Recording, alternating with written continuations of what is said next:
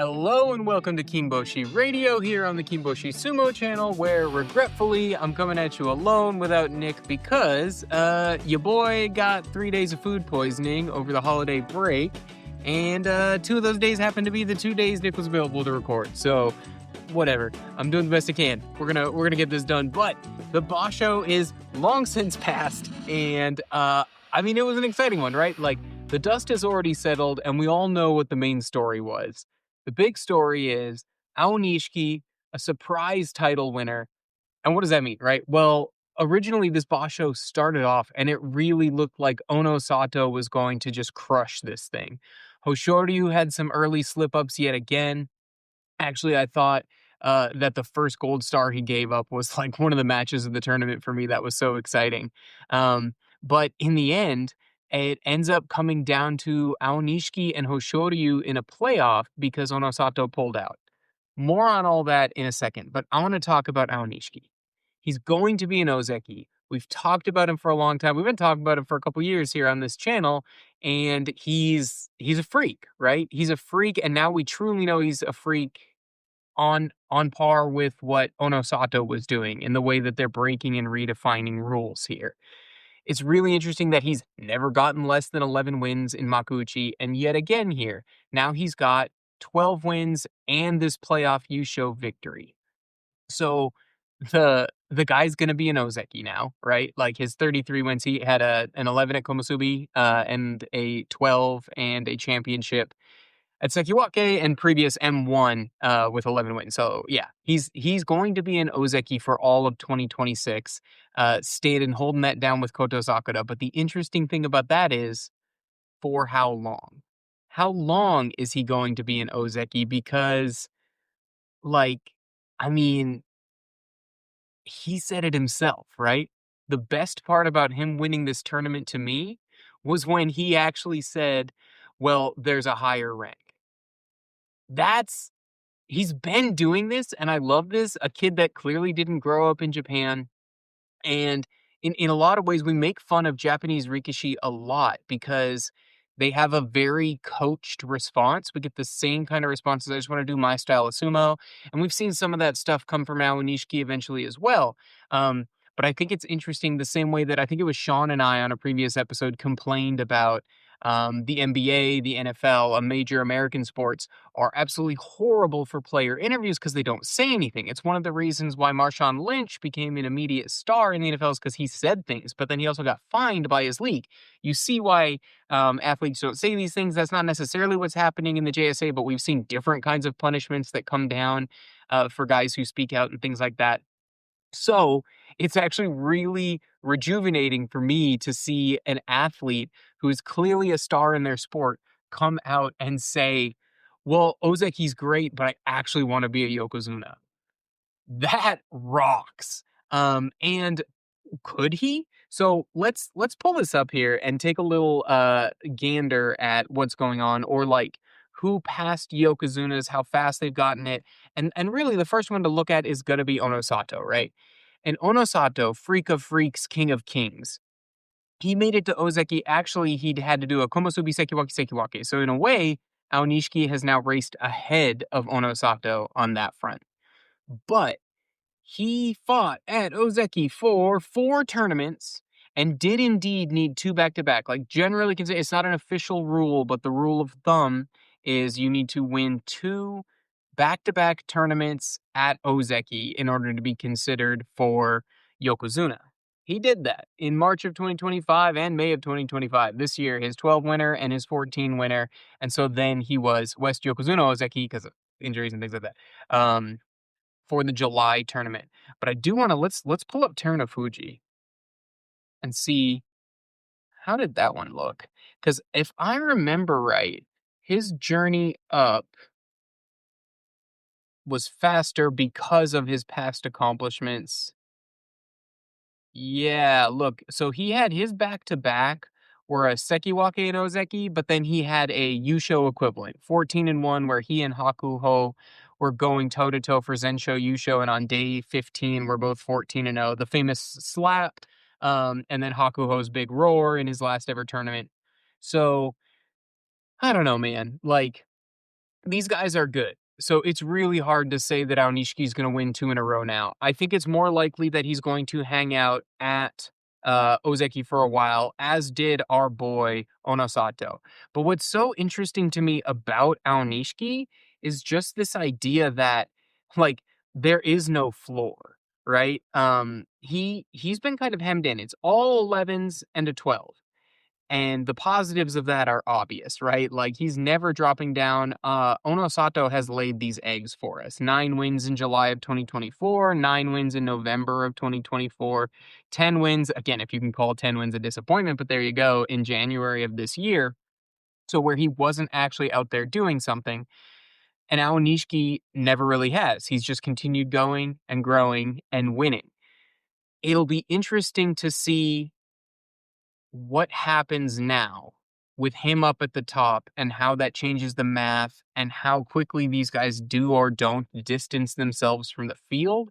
I don't know what's going to happen, but I do know that it's a much harder ask for him to win 2 in a row if there's a healthy Onosato and Hoshoryu up there. But that brings us to the next point. Let's go ahead and talk about Onosato. Onosato looked like a freight train in this tournament. He was absolutely blasting everybody. And I mean, I was saying it that it at the midway point, this looks samey. This looks like Aonishiki won't catch him. This looks like Hoshoryu already slipped up, and he's the guy I thought could catch Onosato. And it was 9 straight, looking great. And then Yoshino Fuji out of nowhere, really making himself a star of this tournament and that second week where he had a big upset win and his first Kimboshi of his career, beating Onosato, and then immediately the next day knocking off Aonishiki. So, like, as soon as Onosato got brought down to the field, then Aonishiki did as well. It was absolutely a wild race to watch. So Yoshino Fuji, props to him. But going back to Onosato, the the way he was just like, again, clinically scooping it up, even matches where it looked like he was weak and was maybe going to get taken advantage of, then he never did. And then back-to-back losses to Yoshino Fuji and Takanosho. Again, both good big body guys. We've talked about like Onosato doesn't seem to dominate the same way against big bodies as he does against smaller guys. That's probably inexperience. That's probably the fact that, like Kinbozan, Goose and I from the Sunday Morning Sumo Show have talked about this before. Kinbozan can't help that he's just probably always been the biggest guy in the ring, and so he kind of has wasted a lot of formative years not developing various defensive or offensive strategies that would have benefited him against a similar opponent because he never had them to fight. Maybe the same thing for Onosato. But the more interesting thing is that he got hurt. Supposedly a right shoulder injury. He's going to sit out the December tour and maybe I mean he's probably going to fight in January, but will we have him at 100%? So when I talk about is Aonishiki going to push on immediately for what he says is the goal, which is Yokozuna, which is wild. Love to hear him say that. Um, well, maybe this is a golden opportunity. If it was bad enough that Onosato pulled out when he still had a chance to win this thing and was fighting Hoshoryu on the last day, like, that's huge to pull out at that point. I mean, obviously it's a real injury, but I just, in sumo, we see guys so many times fighting through injuries in ways that we actually don't want them to and actually getting themselves more hurt, but he didn't do that. As a Yokozuna, he doesn't have to do that. But as a potential Yusho winner, like, why wouldn't you fight through that unless you truly couldn't? And that's worrisome to me. I'll try to get Phil on here. We'll see if we can get some reports on what the injury is and what the rehab time looks like. Maybe Sean as well. Sean, he of the double shoulder surgery, is familiar with some of the rehab and what goes on to getting mobility back. I don't think surgery is what's happening with Onosato, but something serious has happened there. Obviously, he's still Godzilla. He's still the kaiju in the ring that we all worry about and should worry about to start every tournament. But this is big news to me. And it just, the fact that we didn't have all three of our heavy hitters competing in that final day was really surprising to me and a little bit worrisome going forward. But we did have two big hitters because, shockingly, Hoshoryu, this was so impressive to me. He started off the tournament day one with a loss to Hakuoho. That's the match that I thought was maybe one of the fights of the tournament. Hakuoho looked so good just putting it down. That was the old Ochi that I thought we had. And, Hoshoryu does this sometimes, and then he reeled off 4 wins, and I just figured, like, "Hey, no big deal, this is what this guy does," and then Wakamoto Haru got a Kinboshi from him. Again, that happens, especially when you consider, like, these guys have fought each other a lot, there's, some similar weights and strength. It's fine, right? And he got Hataki Komi, like, those are kind of, um not I mean, it's a strategy. It's not you're not doing anything wrong, but, it's not exactly a Yorikiri dominant performance. That's all I'm trying to say. Um, and then we go through, and he actually loses on day 14 to Aonishiki, but gets the Fusen victory against Onosato. Again, if Onosato was hurt, maybe he gets that anyway, maybe not, I don't know. But so he goes into the playoff with Aonishiki and loses again. So here I want to talk about this career record of 0-4. Hoshoryu has never beat Aonishiki. It's only across 3 tournaments, only the second half of the year here, but 3 times and twice back to back then. Like, this is worrisome. Not it's really cool and really interesting. And I do think Hoshoryu will figure it out, but it's just so interesting that Aonishiki seems to have his number. Like 4 numbers is starting to be 5 is where I think it's a real sample size. Um, and so I mean we're almost there and it's not close. I If Onosato is hurt and Aonishiki's healthy but has Hoshoryu's number, this is this perfect dream whirlwind scenario where maybe we do get a fast Yokozuna from Aonishiki, and I do think fast Yokozuna is the best scenario for him. Otherwise, it's still in play. He's only 21 years old. Um, I just think there is some degree of luck in getting 2 in a row, or it's either there's some degree of luck in getting it, or you're an absolute freak. And that's why I think that category for how to get promoted to Yokozuna is so good of back-to-back U shows, because more often than not, the answer was absolute freak, right? That you were able to get 2 in a row. And again, if Onosato's hurt, it's not out of the question that Aonishiki simply does 2 Yusho equivalent performances, maybe a couple 14-1 runner-ups, or again, another 12 win Yusho and a 14 win runner-up would be more than enough. We just saw that with Teruno Fuji again. So I wonder really what is going to happen here as these guys go forward, and I'm so excited about these sort of 3 wrestlers as they kind of go forward. Let's even add another Rikishi in here and see what Onosato looks like in these head-to-heads. And I have another point I would love to bring up. So when we look at the 3 of them, yeah, Hoshoryu. I mean, Hoshoryu and Onosato have so many more numbers against each other. I don't know. It's just really interesting that kind of dominant performance is happening. And I want to talk about this because it feels like an elephant in the room, at least to me. Alarm bells are going off for some folks with Hoshoryu. And I don't know if I buy that, because if you actually pull up Hoshoryu's year this year and drop out the 2 injured tournaments, he's been a freak. 12 wins, double playoff victory, and a U show in January. Hurt in March. In May, 12 wins and a runner-up. Hurt again the next month after that. And then coming here to close it out in September, 13 wins and a playoff loss, and then 12 wins and a playoff loss, like 12, 12, 13, 12, 3 Jun U show and a U show. That's the 4 tournaments he's competed in this year. Those numbers are stunning, right? These are these are insane. These are better than Ozeki numbers, I guess is what I'm trying to say, right? This guy is a Yokozuna. He said it himself that he wants to deliver a U show at Yokozuna for the fans next year, and he tried so hard this year. 3 runner-ups. Every single time when he competed the entire tournament, he was either runner-up or winning the thing. And if we compare that to Onosato, like, that isn't what Onosato did. Now, of course, this is an injury here in November, dropping that out, but he was 10-5 there. So, like, Onosato has 3 U shows and 1 runner-up, kind of the exact inverse of Hoshoryu's numbers there. and he does have that 14, but otherwise 12, 11, 13. I mean, Hoshoryu, in my opinion, is very much doing what he needs to do at the rank. And again, if we look at Aonishiki, the streak of double digits. Okay, no, I'm not saying this to belittle Aonishiki. I'm saying this in defense of Hoshoryu. But like Aonishiki is grinding out these 11s and 12s. He's never even had a 13, right? So that's interesting. And he's got one runner up and one championship. So even though Aonishiki had this amazing rise and has been great, in my opinion, including 2 injured tournaments, Hoshoryu has had vastly a better year than Aonishiki. The only reason I want to add that in is like Aonishiki seems to have his number.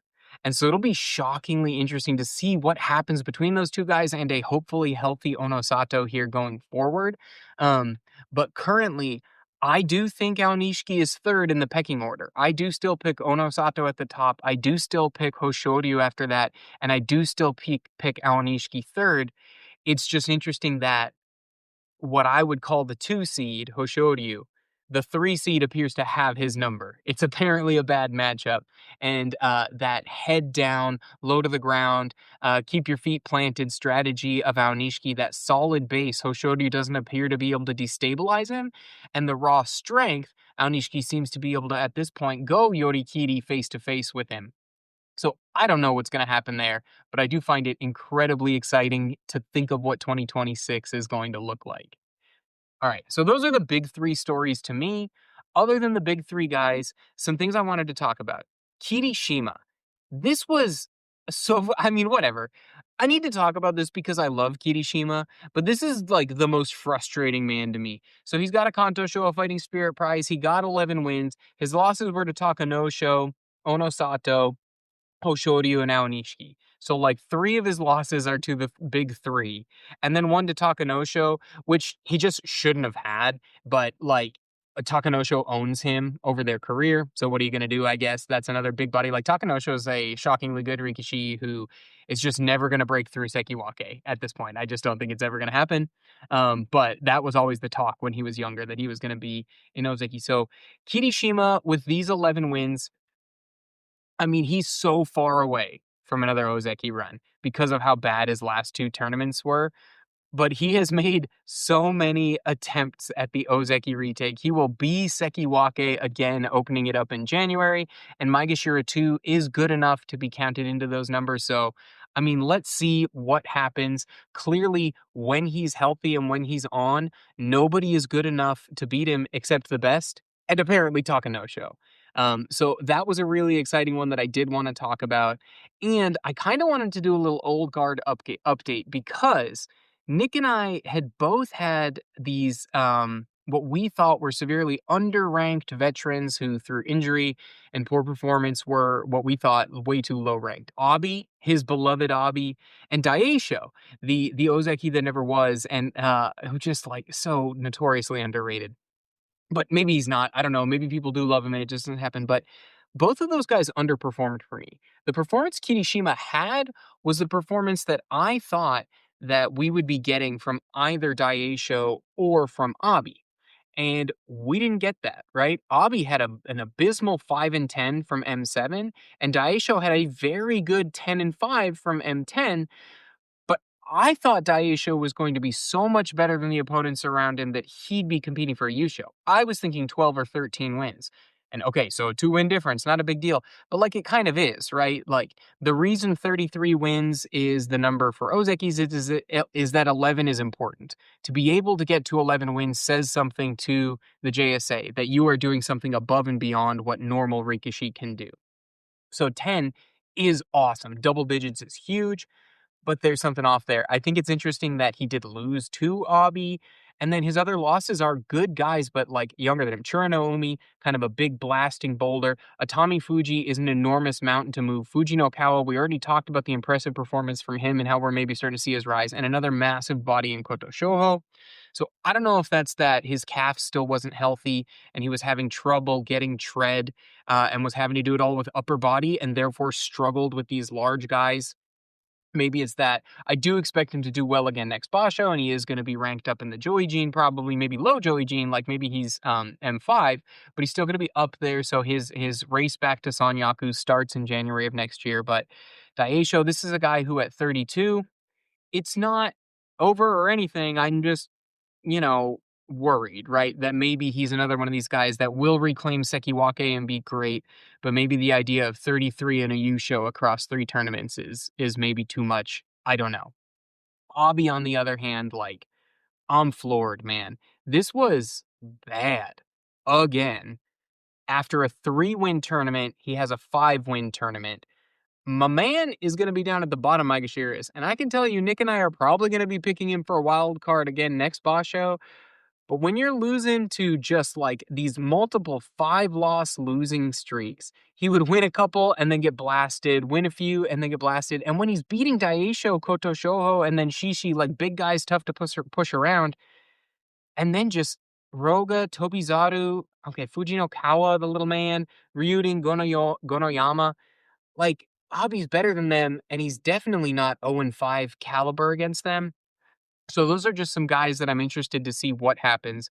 Also, Ichi Yamamoto, though, if we're gonna talk old guard, here's another guy, late bloomer, if ever anyone saw him. This is like, I don't know, man. He's so fun to watch. JJ on Sunday Morning Sumo Show, he's his favorite Rikishi. Go back on the Sunday Morning Sumo Show channel and look for, I think it's called the Cerulean Warrior. I don't know, JJ basically made a massive video love diary to Ichi Yamamoto, which is great, and you should check it out. But he struggles and then he comes back. 11-4 and a Kanto show from Maegashira 8. This guy's going back. He might be at his all-time career rank. He might be on Maegashira 1 next time. He might be trying to get into Komusubi. Like, this is the best. He's never fought above M4. I think almost guaranteed he's better than that. I don't know what the JSL do, but a lot of guys had bad records up top.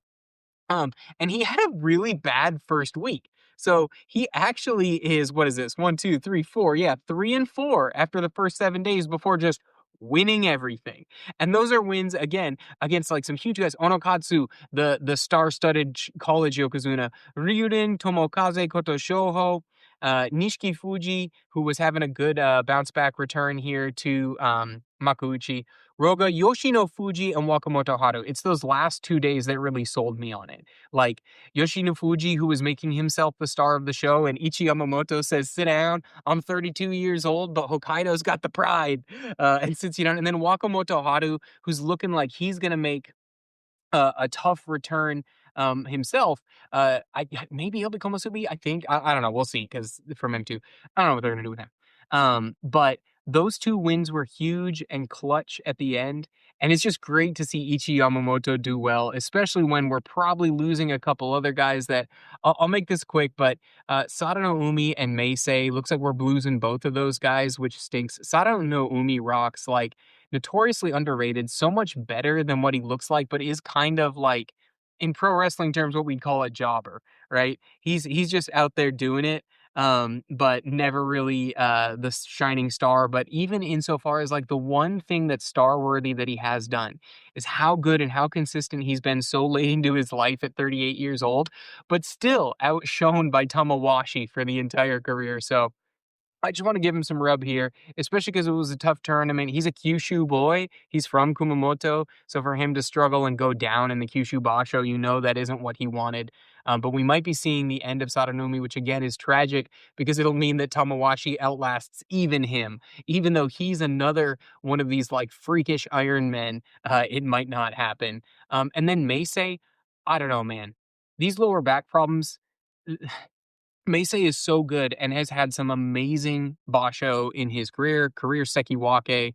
Um, he's he is my nightmare for Takayasu in that every time when we talk about the lower back injuries for Takayasu and how he's somehow able to do this, Meisei has similar lower back injuries. Maybe they're worse, but like this did him in, right? He sat out the majority of the tournament and then came back, tried to save his rank, tried to save his Makuuchi career, got 1 win. It was impressive that he got the win against Mitakeumi, but otherwise it was all losses for the boy. And he's going down to Jurio, and I mean, actually, is he even going down to Jurio? Yeah, he'll get saved at the very bottom of Jurio. Like, we might actually be seeing the end of Meisei at only 30. And that stinks, right? But that's sumo. It's I'm using Meisei as a foil for Takayasu, which is kind of rude, but it just makes it so much more impressive to me that Big Papa is still going like this with these similar injuries to see what this kind of stuff has done to another younger and in a lot of ways equally good athlete. Maybe Meisei never had the peak of Takayasu. Takayasu peaked at Ozeki, Meisei peaked at Sekiwake. But I mean, come on, these guys are very good, and it's just crazy to see what Takayasu's doing with the same kind of lower back problems at a more advanced age. It's just wild. So those were the biggest stories that stood out to me in this basho. I am gonna get Nick back because I want to run back our picks for who will make an Ozeki run and how did we do in our last year picks? Because spoiler, terrible.